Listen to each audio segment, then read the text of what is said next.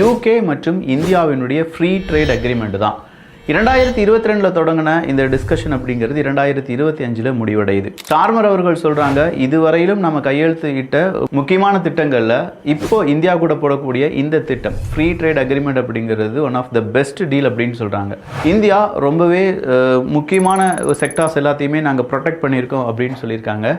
இந்தியர்களுக்கு தேவையான, இந்தியாவுக்கு நல்லது நடக்கக்கூடிய விஷயங்கள் மட்டும்தான் இந்த ஃப்ரீ ட்ரேட் அக்ரிமெண்ட்ல இருக்கு அப்படிங்கிறதும் இந்தியாவின் சார்பாக கொடுக்கப்பட்டிருக்கக்கூடிய விளக்கம்.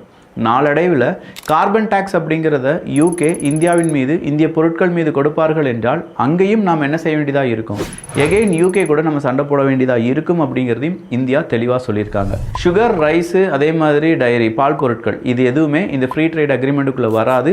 அந்த மார்க்கெட்டை யூகேயால் எதுவும் செய்ய முடியாது அப்படின்னு சொல்லியிருக்காங்க. மெடிசின் தயாரிப்பில் இந்தியா யூகே இணைந்து செயல்பட போவதாக செய்திகள் வெளியாகி இருக்கிறது. But UK India trade deal அப்படிங்கிறத ஃப்ரீ ட்ரேட் அக்ரிமெண்ட்டாக மாற்றினதுனால நிறைய வியாபாரம் அப்படிங்கிறது இந்தியாவிலிருந்து யூகேக்கும், யூகேலிருந்து இந்தியாவுக்கும் இனி சர்வசாதாரணமாக நடத்தலாம். இது கூடவே இந்தியாவிலிருந்து ஐடி செக்டாரில் யாராவது வேலைக்கு யூகேக்கெலாம் போகிறீங்கன்னா ரொம்ப சுலபமாக அது கிடைப்பதற்கான வாய்ப்புகளும், அங்கே தங்கியிருந்து வேலை செய்வதற்கான வாய்ப்புகளும் அதிகமாக உருவாகி இருக்கின்றன.